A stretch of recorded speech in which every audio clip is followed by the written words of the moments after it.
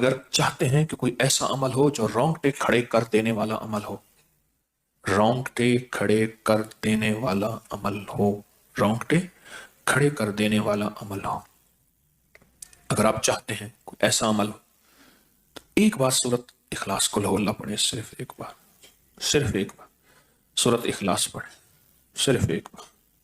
اور جب پہنچے نا اللہ الصمد قل هو اللہ احد اللہ الصمد. میں یہاں بھونٹ پورا میں کچھ دن رہا، اور ایک صاحب میرے پاس آئے، مجھ سے کہنے لگے کہ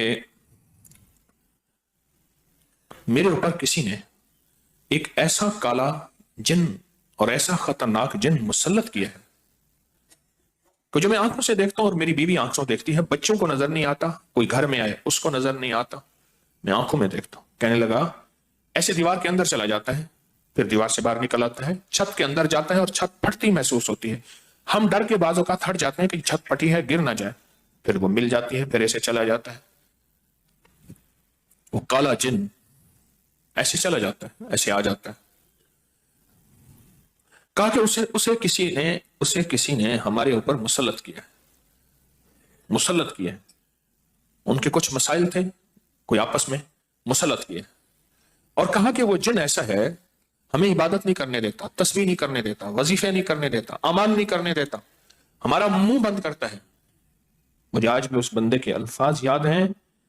دو اس کے ساتھ بوڑھی خواتین تھیں، ایک بہن تھی ایک بیوی تھی، بیچارہ حالات کا ستایا مرا ہوا، کوئی 60 65 کے 70 کے قریب اس کی عمر تھی. کہنے لگا کہ جب میں قل ہو اللہ پڑھتا ہوں تو اس کی گرفت ڈھیلی پڑ جاتی ہے، اور جب میں پڑھتا ہوں نا اللہ الصمد، تو کہا کہ اللہ الصمد پڑھتے ہی وہ ایک دم دور ہو جاتا ہے، ایسے جیسے کسی چیز کو کوئی دھکا دے اور وہ چیز دھکے سے ایک دم دور ہو جائے. اللہ الصمد، ایک دم وہ دھکے سے ایک دم کوئی دور ہو جائے. کہا کہ ایسے ہی ہوتا ہے اللہ الصمد. اور کہا کہ بس یہی وظیفہ جو ہے، کہا کہ مجھے مفید ہوا ہے، موافق ہوا ہے یہی وظیفہ. اور کہا کہ بس اب میں صرف یہی وظیفہ پڑھتا ہوں، یہی وظیفہ پڑھتا ہوں. مجھ سے کہنے لگا آپ مجھے کوئی وظیفہ بھی دیں گے نہیں پڑھنے دیں گے، یہی اگر اجازت دے دیں. تو میں نے کہا اس سے بڑھ کے اسم اعظم کون سا ہے، اس سے بڑھ کے پرتاثیر چیز کون سی ہے؟ میں آپ کو یہی وظیفہ دے دیتا ہوں، آپ اسی وظیفے کو پڑھیں. پھر میں نے اس کو ایک ترکیب بتائی، آپ کو ہی بتاتا ہوں، شاید میں زندگی میں پہلی دفعہ بتا رہا ہوں یا پہلے بتائی ہوگی، جہاں تک میری یادداشت ہے پہلی دفعہ بتا رہا ہوں. یہ نہیں کہ چھپاتا ہوں، دعویٰ تو پھر بھی نہیں کر سکتا، بھول جاتا ہوں، پھر یاد آتی ہے بازو کا. اب وہ چیز آپ کو عرض کر رہا ہوں. میں نے اسے کہا صرف ایک دفعہ سورۃ اخلاص پڑھ، اول آخر 3 دفعہ درود شریف. رونگٹے کھڑے کر دینے والا عمل، اس کا نام جو میں نے سال سے رکھا ہے، رونگٹے کھڑے کر دینے والا عمل. حدیث میں آتا ہے، مفہوم ہے کہ جب بندے کی اضطراری کیفیت ہوتی ہے، بے چین بے قرار پریشان ہوتا ہے، مضطر، اس وقت عرش الہی ایک دم میں حرکت میں آتا ہے، رحمت متوجہ ہوتی ہے اور اللہ کا عرش ہل جاتا ہے. رونگٹے کھڑے کر دینے والا عمل، ایسا عمل جس میں انسان جو ہے بس ایک پل میں ایسے بے چین بے قرار ہو. اس کی ترکیب یہ ہے کہ والا کر درود پاک 3 بار، ایک دفعہ سورۃ اخلاص پڑھیں، اور پڑھ کے جب اللہ الصمد پہ پہنچے نا تو اس کو ہلکا ہلکا دل میں دہرائیں، اللہ الصمد اللہ الصمد، دہرائیں، توجہ سے دہراتے جائیں دہراتے جائیں دہراتے جائیں. پہلے الفاظ آتے ہیں، غور سے سنیے گا، پہلے الفاظ آتے ہیں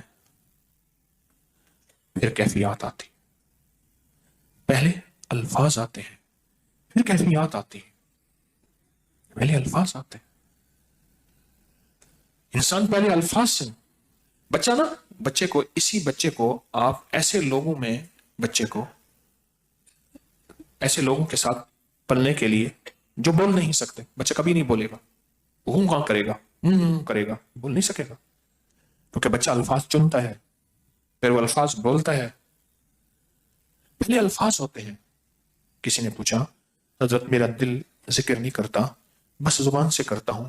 کہا مبارک ہو، اللہ نے جسم کے ایک حصے زبان کو قبول کر لیا ہے، اس کو نہ چھوڑنا، ایک وقت آئے گا دل بھی قبول ہو جائے گا، ایک وقت آئے گا دل بھی قبول ہو جائے گا. اس زبان والے ذکر کو نہ چھوڑنا، ایک وقت آئے گا دل بھی قبول ہو جائے گا. اس کو نہ چھوڑنا، اس کو نہ چھوڑنا. حقیقت کہہ رہا ہوں. میں نے اسے کہا کہ ایک ایسا کام کر، تنہائی میں بیٹھ، اور تنہائی میں بیٹھ کے نا بس صرف تو ہو، اللہ ہو، بندہ ہو. تنہائی میں بیٹھ، اور تنہائی میں بیٹھ کر، تنہائی میں بیٹھ کر آپ نے ذکر کرنا.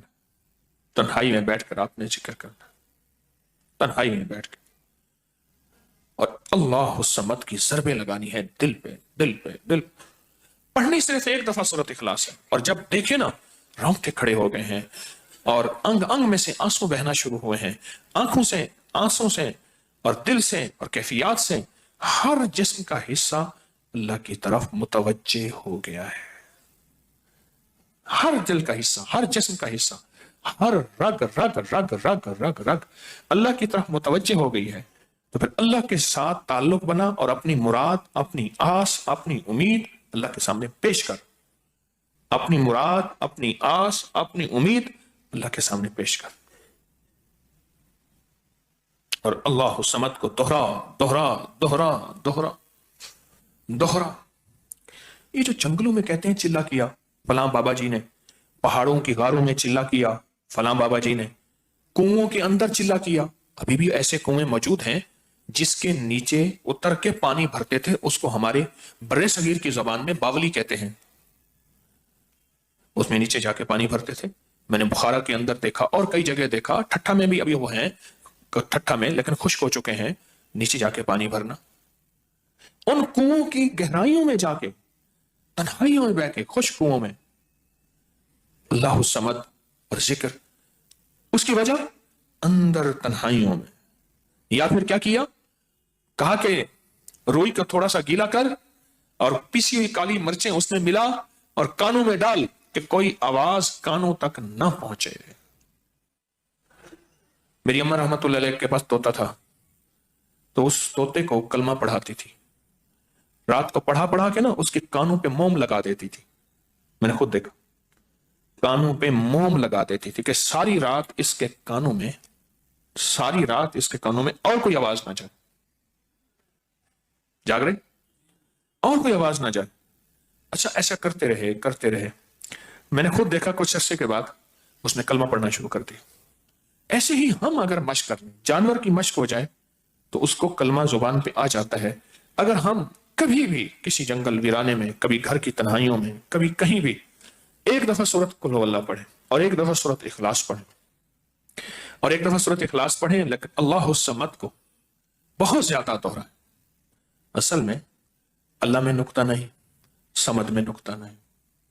یہ حروف صوامت ہیں، یہ بے نقطہ حروف ہیں، اور ان بے نقطہ حروف میں بہت طاقت بھی ہے، بہت تاثیر بھی ہے، بہت کمال بھی ہے. اللہم اغفر لی ولوالدی وللمؤمنین والمؤمنات والمسلمین والمسلمات. آپ اس وظیفے کو اٹھائیں، اس میں ذرا چنیں کہ بے نقطہ حروف کتنے ہیں. آپ کو ایک حیرت ہوگی، اور آپ کو حیرت ہوگی کہ اچھا یہ کیا ہے. جو طبیب کامل ہو جاتا ہے نا، یاد رکھیے گا، جو حکیم پختہ کار ہو جاتا ہے، جو ڈاکٹر پختہ ہو جاتا ہے، وہ کسی کا نسخہ دیکھتے ہی نا ایک پل میں دوائیں دیکھتا ہے اور دوائیں پڑھتا ہے. کہتے بس اس میں تھوڑی سی تبدیلی کر دیں باقی ٹھیک ہے، یا کہتے ہیں نہیں تبدیل نہ کریں یہی ٹھیک ہے. اسے پتا ہے یہ اس جسم کے مطابق، اس بیماری کے مطابق یہ عین صحت ہے، عین تندرستی ہے. اسی طرح جو وظائف کی دنیا کا بندہ ہوتا ہے اور اس کو وظائف کی دنیا میں پختگی مل جائے تو وہ بھی ایک پل میں وظیفے کے اندر کی طاقت دیکھتا ہے کہ اس میں حروف عطشی کتنے ہیں، خاکی کتنے ہیں، آبی کتنے ہیں، بادی کتنے ہیں، سوامت کتنے ہیں، قمری کتنے ہیں، شمسی کتنے ہیں، اور اس کے اندر وہ حروف کتنے ہیں جو نوری ہیں، وہ کتنے ہیں. ایک پل کے اندر اسے وظیفے کی طاقت اور تاثیر، اور ایک پل کے اندر اس کے کمالات اس کے اندر کھل جاتے ہیں. اندیکھا جہان ہے، لاہوت ملکوت کا جہان ہے. ایک صحابی حضرت معاذ بن جبل رحمت اللہ رضی اللہ تعالیٰ عنہ، وہ فرماتے ہیں کہ زندگی محدود ہے، علم لا محدود ہے. انہی کا فرمان، شاید انہی کا فرمان ہے کہ زندگی محدود ہے، علم لا محدود. تو جو علم لا محدود ہے اس کو ہم نے اپنی عقل سے سمجھنے کی کوشش کریں، اپنے شعور سے سمجھنے کی کوشش کریں، اپنے احساس اور ادراک سے سمجھنے کی کوشش کریں تو نہیں سمجھ سکتے. علم ہے ہی لامحدود، اس کی حد نہیں ہے. کبھی اگر آپ رونگٹے کھڑے کر دینے والے عمل کو چاہیں نا تو بیٹھ کے اس کی مشق کر لیں. دوسری یا تیسری مشق کے اندر آپ کو توجہات مل جائیں گی، ایک پل میں وجدان مل جائے. آپ حیران ہوں گے یہ کیا ہوا، اتنا جلد مجھے توجہ مل گئی. ساری عمر میں بڑی بڑی دعائیں مانگتا رہا، کبھی توجہ نہ ملی. کبھی کیا نہ ملی؟ توجہ نہ ملی. اور پل کے اندر اتنی مجھے توجہ مل گئی. اب حیران ہو جائیں گے. اللہ الصمد. جب اس کو انسان وجدان سے اور پورے درد سے اور پورے غم سے اور پورے درد سے بندہ اس کو دہراتا ہے، اس کے اندر جتنے بھی حروف ہیں وہ سارے وہ